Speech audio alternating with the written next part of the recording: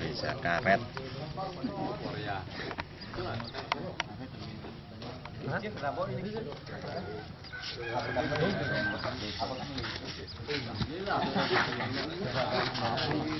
Tutup barang basi yuk.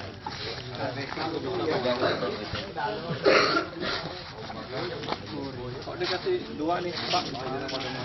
Ya kalau untuk dicampur dolomit, Koreanya 1 sak, oreganya 2, dolomit 2 Pak. Jadi pupuknya jadi sekintal setengah akhirnya. Tapi kalau dia Korea aja, ini 1, ini 1 Pak. Itu bedanya. Ini 1. Tapi kalau dia pakai dolomit, ininya 2, ininya 1, Koreanya 1 atau ZA1, dolomitnya 2. Bedanya ini.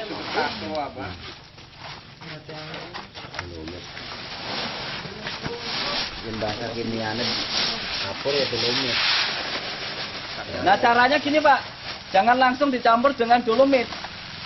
Dia campur dulu ininya, langsung dicampur. Yang di depan duduk. Kalau udah campur baru dolomitnya dicampur. Bukan Ya, yang campur bagian belakang kebagian juga melihat. Duduk. Iya. Tuh. Iya. Ya, tuh. Kayak kecap kan? Kayak kecap. Ya. Jangan pakai tangan. Pakai tangan aja. Enggak apa-apa, kita mau.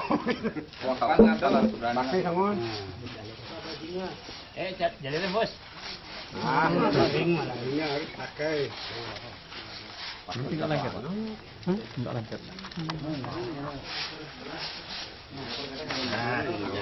Ini Pak. Oke. Terus saya kecap. Teh.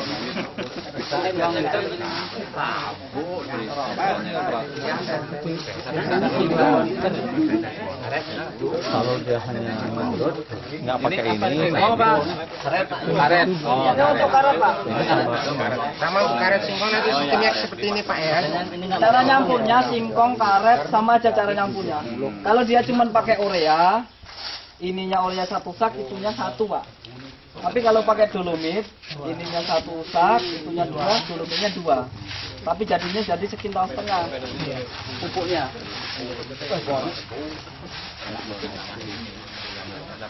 Kalau nanti untuk yang untuk singkong, tapi gambarnya gambar padi Pak. Begitu ya. Iya, kalau untuk padi singkong gambarnya Sama deh.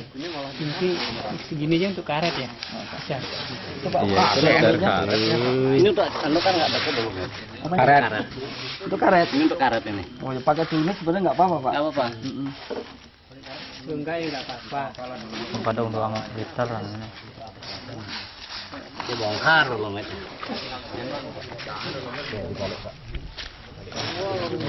Itu dolomitnya campur aja Pak. Mas. Coba aja. Hah? Campur aja. Apa toh? Iya nggak apa-apa, untuk karet juga nggak apa-apa kalau dolomit. Iya. Balik Pak.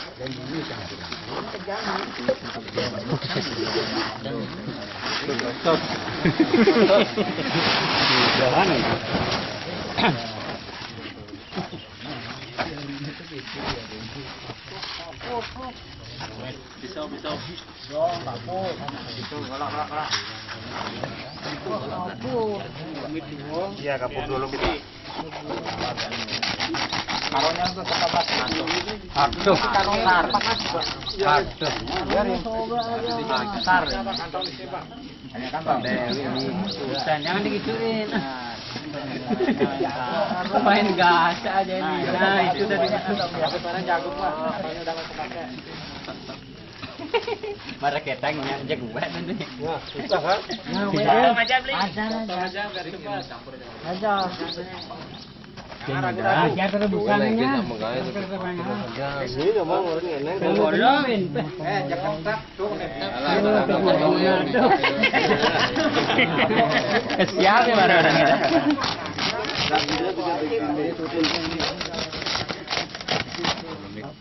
Yang apa ya ke ladang?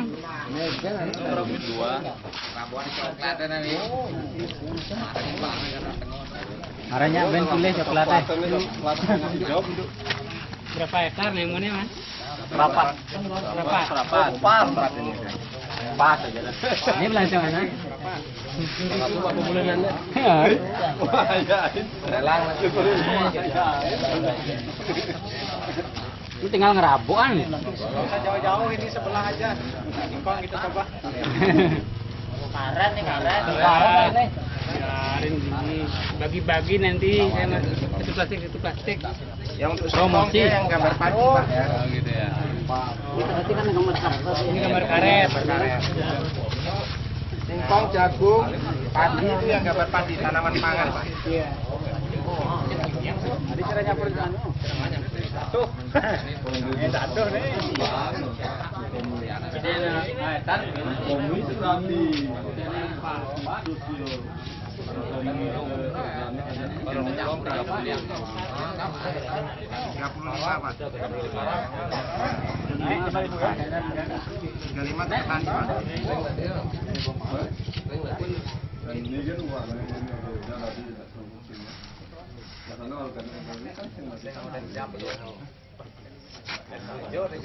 Ada batasan. Cuma satu saja. Semuanya banyak Pak. Ya kan? Ini harga promosi.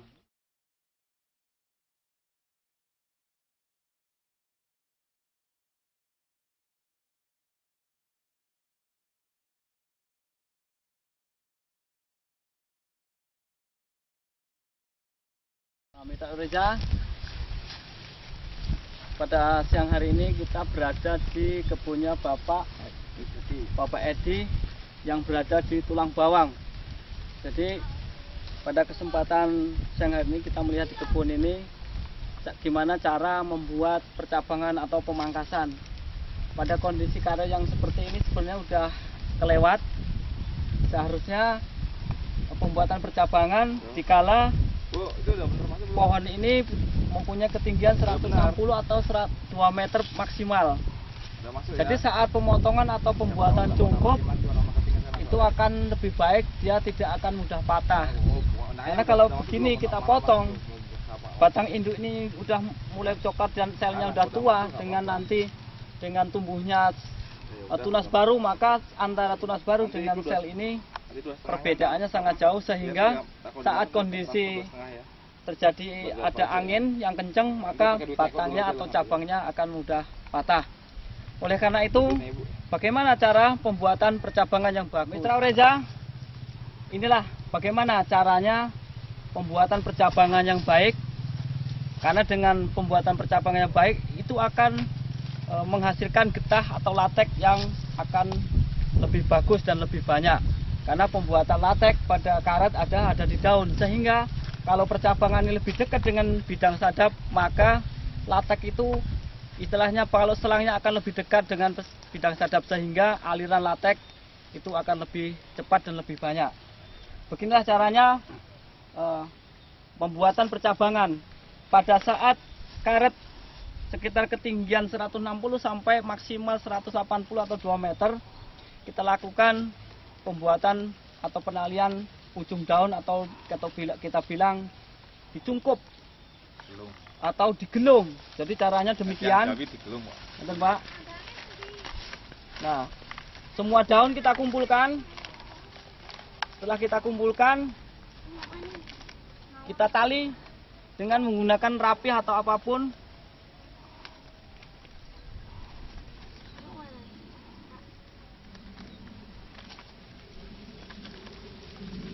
Nah, setelah ditali kita biarkan begini, maka nanti percabangan akan muncul dari tunas-tunas yang ada di bawahnya ini.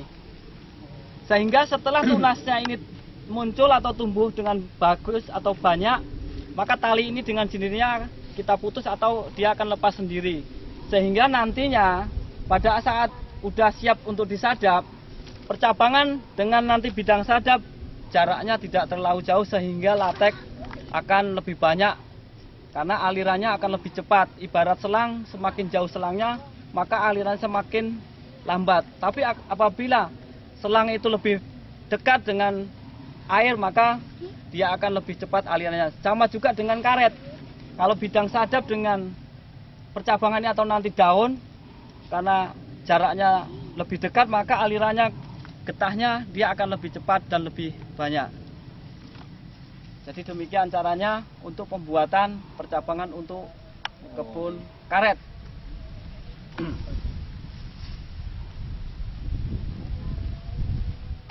Kita berada di kebunnya Bapak Edi yang berada di Tulang Bawang. Bisa kita lihat di kebunnya Bapak Edi ini ketinggian karet sudah mencapai 3 meteran, bahkan ada yang 4 meter, belum dilakukan pemangkasan. Nah, pada kebun karet yang demikian ini sebenarnya kurang baik dan kurang pas, dengan alasan pada saat nanti pemangkasan dengan batang yang udah tua, maka terjadi perbedaan sel yang sangat jauh antara yang tumbuh di percabangan yang baru dengan batang induk, sehingga pada saat nanti terjadi angin kencang maka akan mudah patah. Dan saat pembentukan cabang, waktu pemangkasan, maka akan terjadi infeksi sehingga nantinya bisa menimbulkan jamur. Jadi yang bagus adalah pemangkasan dilakukan pada umur kurang lebih 8 bulan dengan ketinggian 60 atau maksimal 180 cm, sehingga batangnya masih hijau dengan dilakukan pencungkupan. Dengan contoh ini bisa kita lihat, kita lakukan pencungkupan, jadi daun dikumpulkan jadi satu dan dengan dilakukan penalian. Jadi dari mata-mata tunas ini nanti akan muncul tunas baru, sehingga diharapkan tunas baru ini akan membentuk percabangan yang bagus, sehingga percabangan yang bagus ini nantinya antara bidang sadap dengan daun tidak akan terjadi kejauhan. Jadi bisa didekatkan sehingga aliran latex bisa banyak dan bisa lebih cepat. Jadi solusinya bagaimana ini Mas? Kalau mungkin karet sudah terlanjur tinggi, yang seharusnya harus dilakukan pemangkasan, ini kok belum, jadi agak lambat. Ini solusinya yang baik bagaimana ini? Jadi yang bagus, karena ini sudah terlanjur, tetap kita ukur Pak. Pemotongan dari sini, dari tanah sampai sini kurang lebih 2 meter. Ya. Setelah dilakukan pemangkasan, yang di atas pemangkasan ini kita kasih plastik. Lalu kita tali sehingga nanti kalau terjadi hujan atau cuaca yang nggak baik, dia tidak akan mudah terinfeksi oleh alam. Nah, itu mungkin salah satu caranya, karena ini sudah terlanjur, jadi kita lakukan demikian. Terima kasih Pak. Jadi kita lakukan pemupukan untuk perawatan daripada tanaman karet ini. Caranya udah kita lakukan tadi, pencampuran antara urea 1 sak dengan 2 liter oreza karet dan 2 sak dolomit. Inilah tadi campuran yang udah kita lakukan. Jadi saat ini kita akan melakukan pemupukannya. Jadi caranya kita pupukkan, monggo Pak Edi. Jadi di kanopi daun. Jadi memutar agar seimbang antara kanan kiri dan depan belakang. Jadi demikian caranya, dengan dosis per hektar itu adalah 1 kintal urea, 4 sak dolomit dan 4 liter oreza formula khusus karet. Dipupukkan setiap 3 sampai 4 bulan sekali untuk perawatan. Demikian, terima kasih.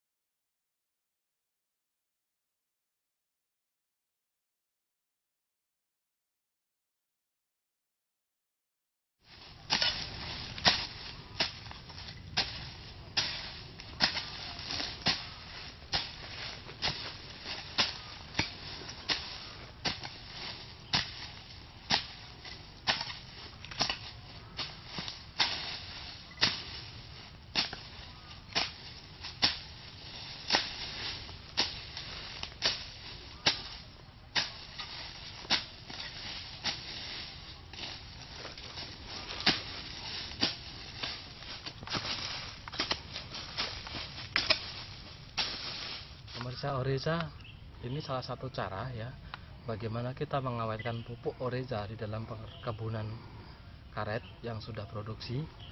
Tapi sebenarnya ya pemupukan karet yang sistem ini dilakukan sejak dini. Artinya sebelum tanaman mencapai umur 2 tahun sudah dibuatkan caren ya di tengah-tengah hamparan tanaman karet ini, yang fungsinya nantinya adalah mengumpulkan akar serabut yang seperti ini. Ini adalah sebuah akar serabut ya. Ini biar berkumpul ada di tengah ya. Ini yang disebut dengan akar serabut. Nah, akar serabut inilah yang fungsi dari tanaman karet itu untuk mencari nutrisi, menyerap nutrisi akar-akar seperti ini, bukan akar tunjang yang seperti ini, bukan. Nah, dengan pemotongan akar seperti ini, akar ini akan berubah menjadi akar-akar serabut yang produktif ya, seperti ini ya. Ini ada sebuah bintil akar. Oke. Nah, bintil akar inilah yang menembus lapisan tanah baik yang kering maupun basah. Nah, produktivitas bintil akar ini yang berfungsi untuk memproduksi akar-akar agar dia mampu bertahan dalam lapisan tanah permukaan atas. Nah, kita lihat ya. Kita akan lihat seberapa tebal permukaan akar serabut ini.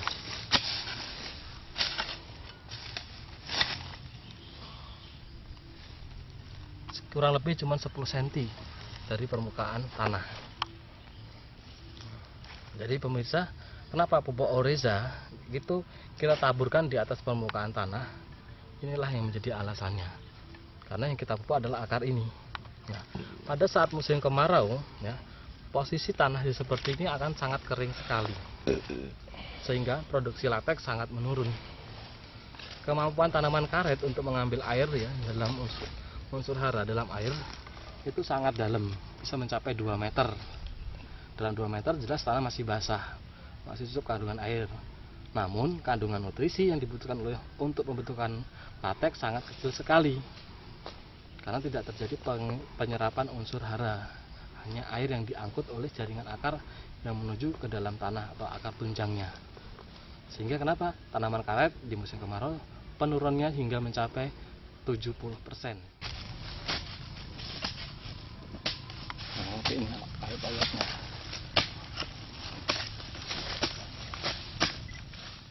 Pemirsa, inilah Oreza karet, sebuah pupuk alternatif untuk pengganti P dengan K yang dibutuhkan oleh tanaman karet. Jadi Oreza karet ini adalah pupuk yang praktis, dibuat dari sistem gasification. Jadi dibuat dari sari tumbuh-tumbuhan yang dikelola dengan hot thermal. Nah, inilah menghasilkan suatu cairan yang bisa diformulasikan kepada pupuk urea atau ZA, sehingga setelah dicampur akan seperti ini. Bentuknya mirip dengan pasir, tapi ini adalah komposisi urea dan atau ZA yang sudah dicampur dengan dolomit. Nah, fungsi Oreza di sini adalah sebagai prekursor atau bahan dari pembentukan latex, sedangkan urea merupakan bahan pembawanya. Nah, urea adalah suatu gas nitrogen yang dipadatkan dan dikristalkan menjadi unsur yang bisa diserap oleh tanaman karet dalam bentuk NH4. Pupuk majemuk yang dilengkapi dengan prekursor aktif untuk mengaktifkan getah karet. Oreza dilengkapi beberapa unsur elemen yang penting untuk pembentukan mineral-mineral yang nantinya dirubah menjadi getah latex. Inilah fungsi utama dari Oreza. Oreza karet ini diformulasi khusus ya. Jadi jika ini digunakan untuk tanaman yang menghasilkan buah, maka buahnya akan menjadi gagal panen. Karena di sini ada satu zat enzim yang fungsinya untuk membentuk embrio dari getah, ya, dari getah karet itu atau yang disebut dengan latex. Latex ini dibentuk dari suatu elemen fungsi yang difermentasi dari proses fotosintesis. Ya. Proses fotosintesis ini dalam bentuk fermentasi dia mencapai 36 jam.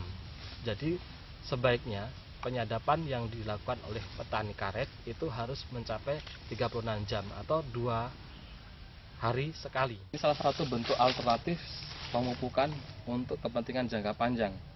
Dengan membuat caren di tengah seperti ini, kita bisa memberikan pupuk dalam 1 hektar itu bisa 1 ton per bulan. Hal ini untuk mengenjot produksi karet yang akan kita dapatkan nanti. Pemupukan cukup mudah, cukup ditaburkan, ya, ditaburkan saja di lubang yang kita buat. Kenapa seperti ini? Kita berani dosis tinggi, karena dengan pemupukan seperti ini kita pupuk akan lebih awet dalam tanah dan kebasahan tanah.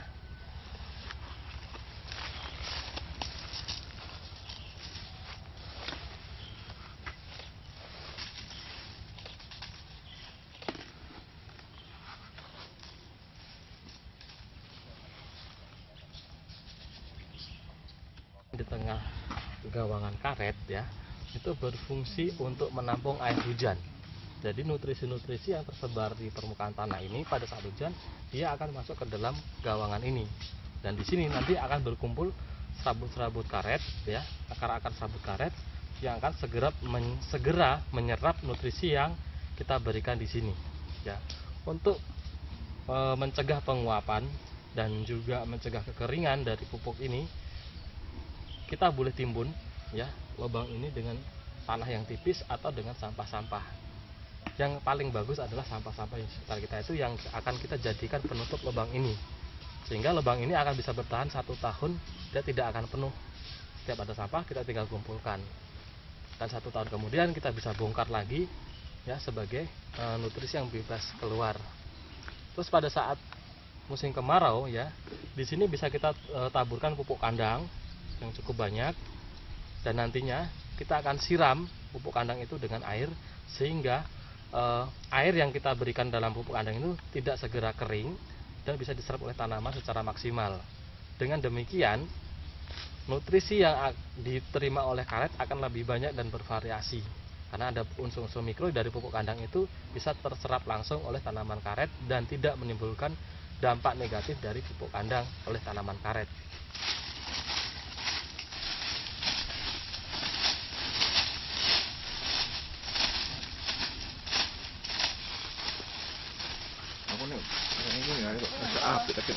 Bu, kita gambar gantian, Mas.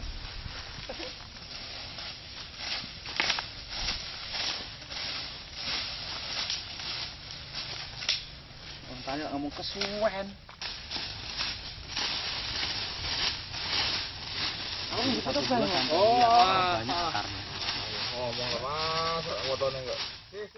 Gantengnya ra ketara iki. Topi ini diwalik.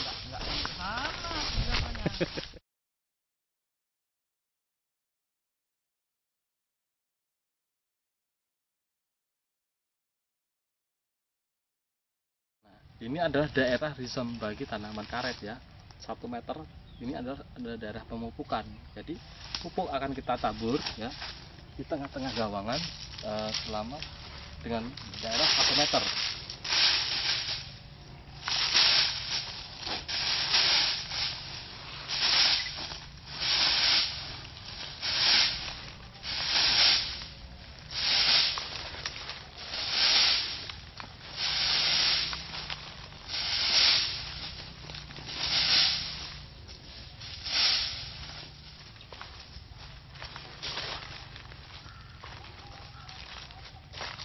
Dosis pemupukan dengan pemupukan seperti ini kita bisa berikan 2 kintal per bulan.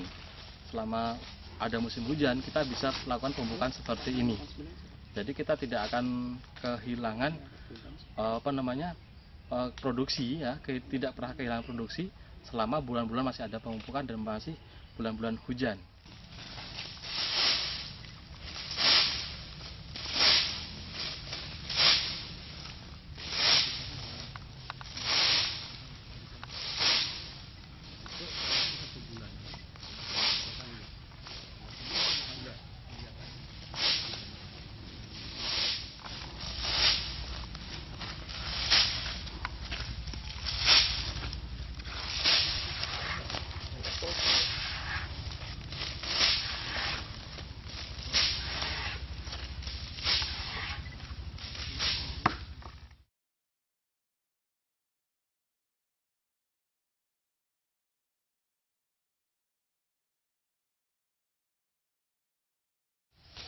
Inilah tanaman karet yang sudah kehabisan nutrisi.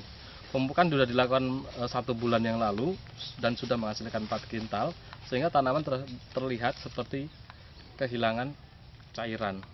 Ya. Sebagian helai daunnya sudah berwarna pucat dan kuning pucat, dan ada sebagian juga sudah mulai dehidrasi atau kehitaman. Hal ini tidak boleh berlangsung lama. Jika tidak berlangsung lama, maka produksi akan segera menurun, ya, karena sebagian besar daun ini akan kuning dan akhirnya rontok. Dalam teknik budidaya tanaman karet, hal terpenting yang perlu kita lakukan pada awal pembentukan cabang adalah pembentukan kanopi. Ya. Dengan kanopi standar seperti ini, ya, 150 cm kita bikin sanggul akan membentuk perform tanaman karet yang sempurna. Nah, perform ini berfungsi sekali untuk pembentukan latek. Dengan cabang yang pendek seperti ini berarti kemampuan tanaman, ya, dalam menyediakan unsur hara untuk kebutuhan latek dia cukup banyak dan berlimpah, sehingga terjadi aliran latek yang tidak begitu jauh, ya, yang ada dalam atas sana dari tanaman ini. Daun-daun pucuk paling tinggi pun dia akan segera ditransfer ke dalam batang, sehingga menghasilkan getah yang cukup banyak. Ya, inilah kenapa pentingnya kita membentuk kanopi sejak dini, yaitu pada ketinggian 150 cm.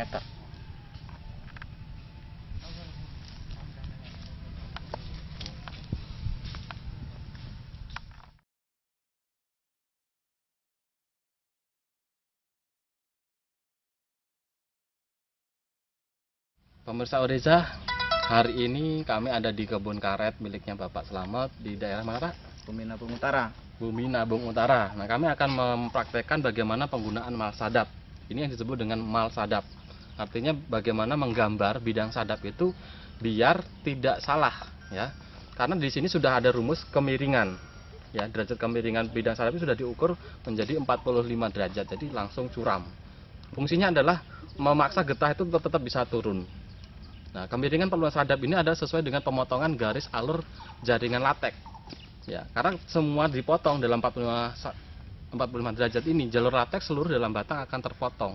Sehingga seperti hasilnya yang akan kita lihat nanti, walaupun kita buka sadap pertama, getah langsung bisa kita nikmati hasilnya. Tidak menunggu beberapa bulan baru bisa kita akan nikmati. Nah, di sini ada beberapa yang perlu diperhatikan. Ini adalah kemiringan pertama, derajat kemiringan pertama. Yang kedua adalah jari-jari. Nah, jari-jari ini berfungsi untuk mengukur konsumsi kulit. Jadi kalau penyadap pemula itu bisa dibuat jatah konsumsi kulit dalam 1 bulan adalah kurang lebihnya 10 cm ini. Ya, 10 cm ini untuk konsumsi kulit per bulannya. Jadi kalau kita bisa hitung 1, 2, 3, 4, berarti sudah harus ada 4 bulan dihabiskan. Gitu. Jadi tidak boleh sampai kita terlalu boros kulit. Nah, penyadapan pertama untuk menghasilkan getah yang baik itu bukan ada di atas, ya. Ini perbedaan umur. Perbedaan umur kulit ini akan mempengaruhi tingkat ketebalan dan produksi getah. Nah, sehingga kita menggunakan anjuran untuk petani, karena nanti mungkin teknologinya kurang, pemupukannya kurang, kita ngambil penggunaan mal sadap bawah. Nah, berikut kita caranya membuat mal sadap yang ada di bawah. Oke. Pertama kita buat alur sadap. Ini yang harus mengarah sesuai dengan sumbu, ya, dari timur barat. Kalau kita mau mengarah ke timur, ya sebaiknya arah timur dulu, sehingga kita nanti bisa menghasilkan timur dan barat. Nah, arah timur ini digunakan sebagai sentral pertama. Nah, arah timur, terus yang baratnya nanti adalah penghabisan dari mal sadap ini. Tolong Pak dipegang, Pak. Nah, seperti ini cara memasangnya. Ini harus lurus. Nah, lurus di sini untuk agar nanti bentuk pemisahan atau pembagian bidang sadap ini seimbang. Nah, ini kurang lebih lilit batang 40. Nah, terus yang paling ujung ini usahakan kita turunkan ke bawah sampai nyentuh ke tanah. Nah, seperti ini ya, nyentuh ke tanah. Baru kita mulai melakukan penggarisan, dimulai dari atas, garis bidang sadapnya ini digaris ke bawah terus sampai ke ujung. Nah, Terus selanjutnya menggaris bidang jari-jari. Nah, inilah bidang jari-jari yang harus kita garis untuk mengontrol konsumsi kulit sadapan. Nah, ini bidang jari-jari.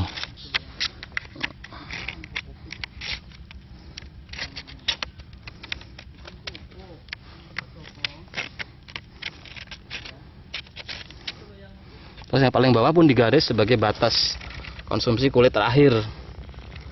Nah, di sini ada restan berbentuk segitiga, ya. Ini bisa dihabiskan di akhir periode. Tapi hati-hati di sini adalah kaki gajah. Jangan sampai terluka kena kayu. Kalau di sini dihabiskan kena kayu, ini rawan serangan jamur akar. Jadi jangan terlalu serakah, biarkan dia hidup untuk mensuplai kadar air dari dalam tanah. Sebaiknya sisakan saja, tidak apa-apa. Ini tidak akan merugikan. Oke, terima kasih. Pertama, dibuat dari sini. Silakan Mas. Dibuat jalurnya. Jalur mal sadap pertama. Pembukaan mal ini bisa langsung didalamkan sesuai penyadapan seperti biasanya. Pertama, untuk mengukur tingkat ketebalan kulit. Yang kedua, bagaimana produksi latek dalam batang ini sudah siap pada saat pembukaan mal sadap pertama. Jadi tidak perlu menunggu beberapa bulan harus punya getah.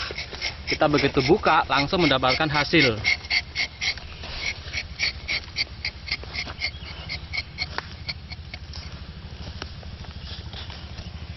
Langsung pasang aja Mas. Langsung pasang itunya aja Mas. Bisa letak di talan.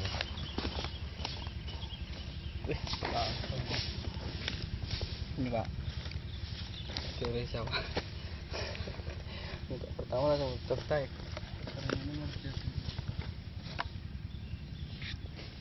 Kayak gitu. Jadi ini besok nyadapnya dari sini semua ya? Iya, dari sini Dari- ke bawah ini ya. Selatan semua ya? Iya.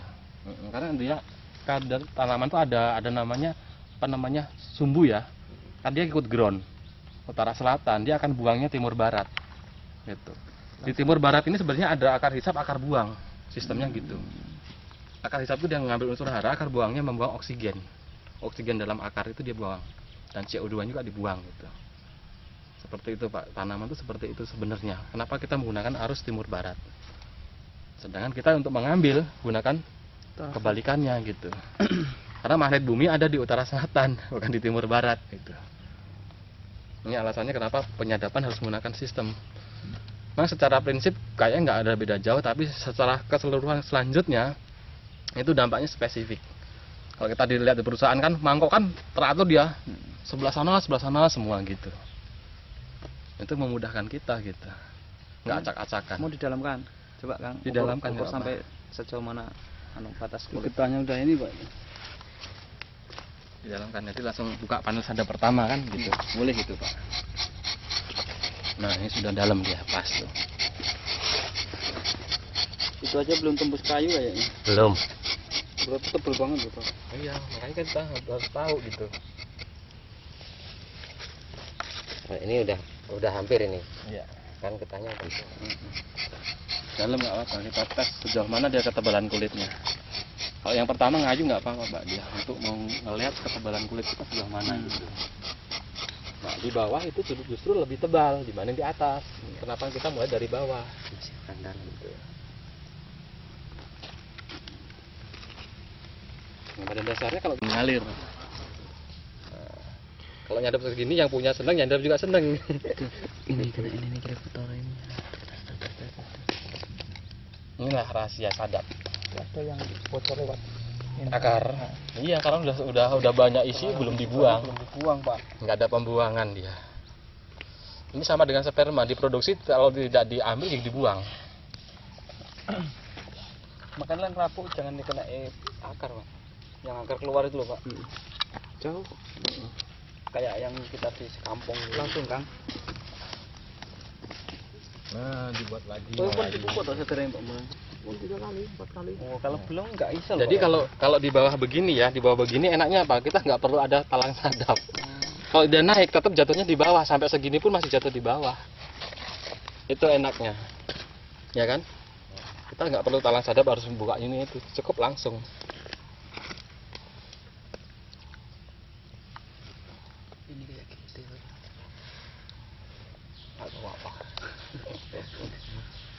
Yang penting sebenarnya itu tadi, kita nggak mengenal karet jenisnya apa, nggak semuanya bisa gitu. Yang ini GT yang ini kayaknya. Iya kayak Campur gitu. tapi karetnya. Banyak GT. Tapi yang sebelah sana tadi ada yang daun 5 loh, Pak. Sebelah sana tadi.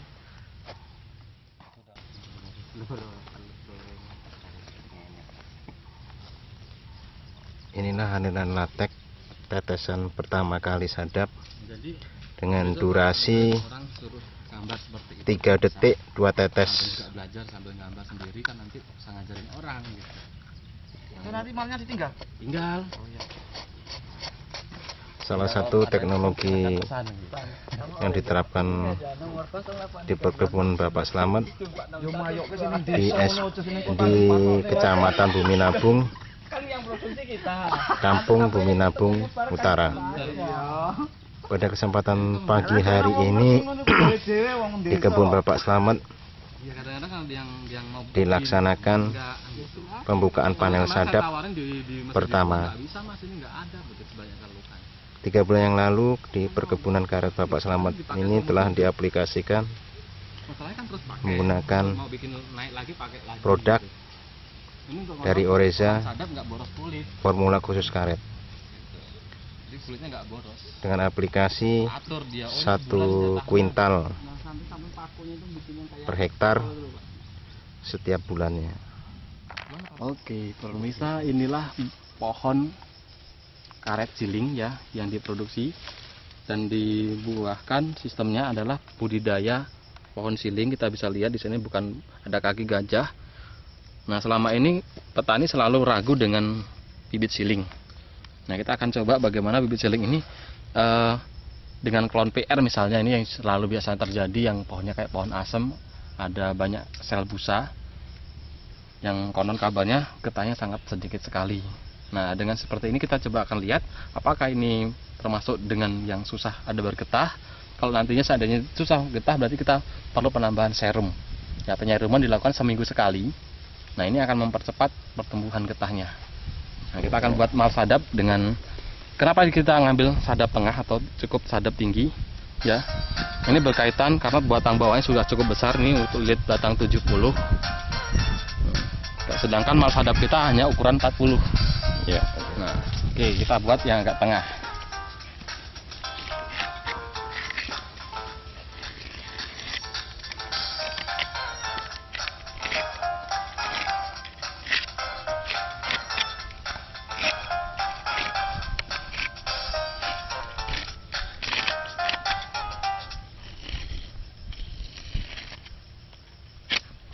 Dah. Pak, siap dilakukan penyadapan. Jadi nggak perlu mengira-ngira, sudah ada jalurnya.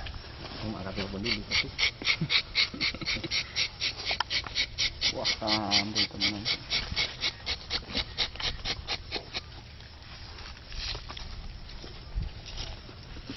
Sekali gores lagi, Pak. Kulitnya sudah cukup tebal, sehingga perlu membuat alur sadap yang cukup dalam. Langsung bisa mangkok dipasangnya tuh. Terus juga gitu loh. Pakai Oreza loh, Pak. Nah, tuh Kang Wono langsung. Nggak ada pantangannya. Kalau tinggi kena angin. Belum dikasih hangat. Iya. Ya, artinya sama saja. Perawatan yang menentukan. Ini sami mawon lho, Pak. Yen bedanya lho ada Oreza, Pak. Kemiringan sadap ini menentukan sekali hasil atau tidaknya itu. Sami mawon ya.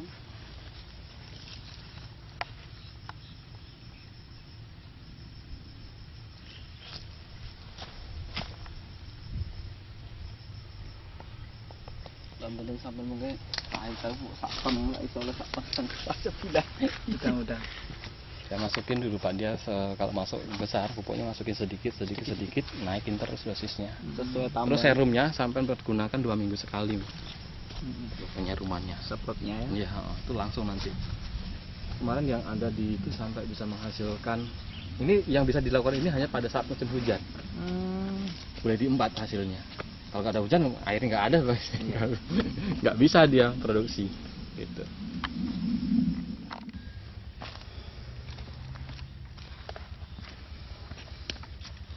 Ya, demikianlah pemirsa bagaimana kita mau membuka langkah sadap pertama yang berfungsi kita bagaimana menghasilkan getah sedini mungkin ya dalam tanaman yang begitu masih usianya masih belia, tapi memang dalam produktivitas bagian bawah ini sudah cukup produktif, maka kita bisa ambil getahnya sehingga menanam karet itu tidak harus investasi jangka panjang. Kita cukup 4 tahun itu sudah bisa menghasilkan getah dengan cara sistem perawatan yang benar.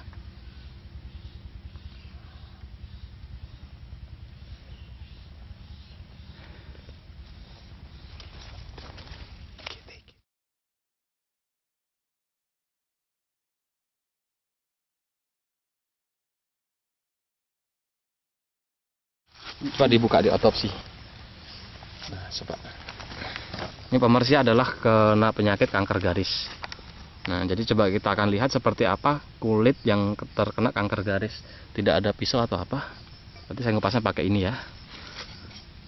Nah. Pakai belakang ini.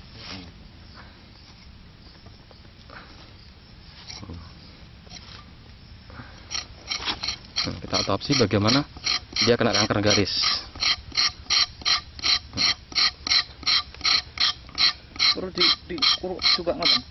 Ya ini kalau ngobatinya nggak usah, cuman kita akan pengen tahu seberapa parah kanker garis itu sudah terjadi, gitu lah. Nah kanker garis ini penyebabnya adalah bakteri dia. Nah di sini kan agak sedikit busuk, warna kulitnya agak sedikit coklat. Nah inilah yang menyebabkan getah itu merembes. Nah pengaruhnya seperti ini memang produksi tinggi ya, produksi tinggi, curah hujan tinggi dia akan menyebabkan seperti ini. Nah di sini perbedaannya karet dia kena kanker garis. Karena itu ada bakteri, berarti getah itu kan menjadi asam. Setelah asam dia langsung membeku begitu saat. Nah, kalau ada pohon karet yang meruntus getahnya nggak bisa turun, inilah salah satu penyebab dia kena penyakit kanker garis. Kenapa harus diobati? Nah, seperti ini. Ini keluar getah, tapi nggak mau mengalir karena getahnya asam. Ini kalau pH mungkin di bawah 8, sedangkan pH dalam latek ini harus 8. Kalau asal kan berarti langsung membeku. Nah inilah dia penyebabnya getah yang meruntus. Kenapa harus diobati menggunakan serum? Nah ini nggak mau ngalir. Ada getahnya tapi nggak mau ngalir. Penyakit kanker garis.